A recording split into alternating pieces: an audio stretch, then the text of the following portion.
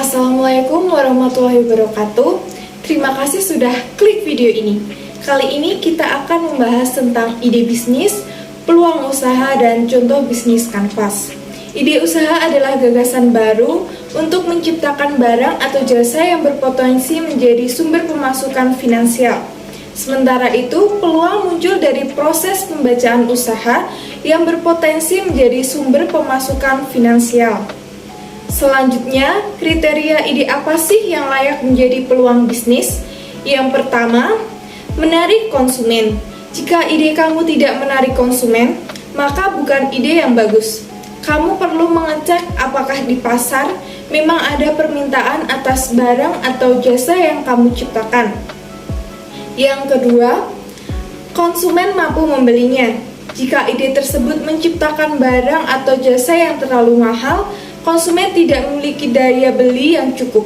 Apabila demikian, ide ini adalah sesuatu yang kurang bagus. Yang ketiga, ide tersebut memungkinkan diubah menjadi produk atau layanan yang nyata.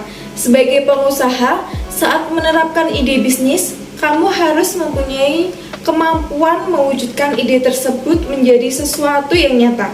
Selanjutnya, langkah-langkah dalam menentukan ide dan peluang usaha. Yang pertama, mengetahui kemampuan pribadi. Tanyakan kepada diri kamu kemampuan apa saja yang kamu miliki. Jangan membohongi diri sendiri. Hal ini akan berkaitan dengan jalannya bisnis kamu. Jika kamu sudah mengetahui jawabannya, kamu akan lebih gampang menemukan ide atau peluang usaha yang tepat dengan kemampuan Anda. Yang kedua, pilih sesuatu yang sedang tren. Perhatikan bisnis atau persoalan apa yang sedang tren saat ini. Dari sini kamu bisa menemukan celah peluang bisnis. Dengan begitu, ide kamu bisa diterima lebih baik oleh masyarakat. Yang ketiga, beri nilai keunikan pada produk. Berikan nilai yang membuat produk kamu menjadi unik dibandingkan produk-produk serupa di luar sana. Dalam hal ini, kreativitas adalah sesuatu yang penting. Kamu dapat menggunakan prinsip ATM, amati, tiru, modifikasi. Lakukan percobaan terhadap produk-produk yang sudah ada.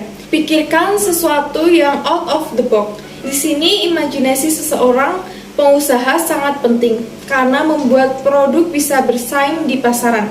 Yang keempat, lakukan riset pasar. Walaupun berbasis kreativitas, setiap keputusan bisnis wajib berbasis data. Hal ini penting untuk mengetahui permintaan masyarakat. Kamu bisa melakukan riset melalui survei pertanyaan.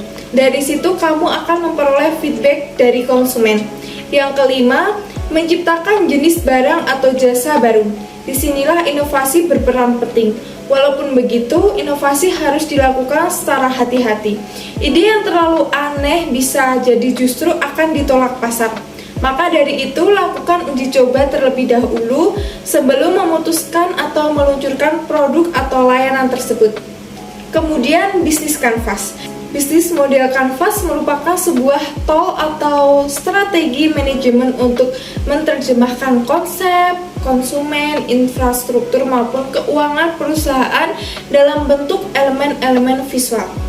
Bisnis model terdapat 9 unsur. Yang pertama, value proposition, nilai jual produk atau jasa Anda sehingga konsumen memilih perusahaan Anda daripada kompetitor. Yang kedua, customer segment, sebuah cara untuk seseorang mengkategorikan konsumen sehingga terbagi menjadi beberapa segmen atau karakteristik.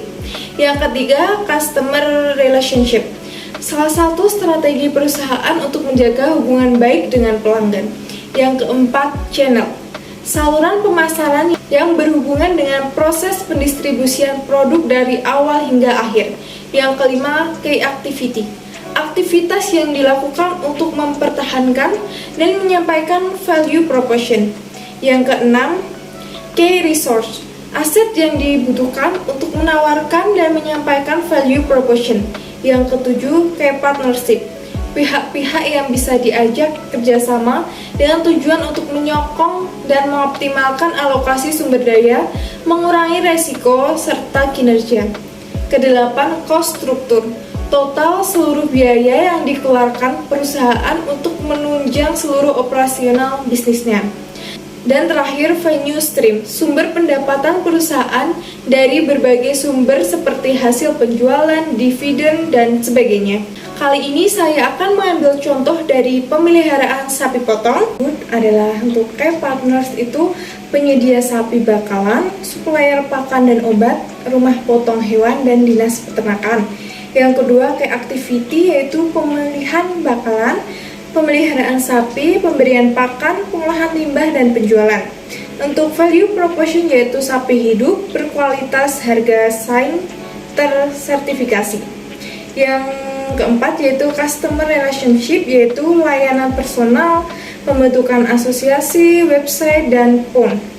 Yang kelima yaitu customer segment yaitu yang pertama konsumen lokal, agen penyedia kurban, masyarakat umum, rumah potong hewan, dan industri olahan. Yang keenam yaitu key resource yaitu konstruksi kandang, tenaga ahli, lahan ternak, dan jaringan bisnis. Tujuh yaitu channel. Yang pertama kelompok ternak, pasar hewan, sosial media, dan kunjungan konsumen.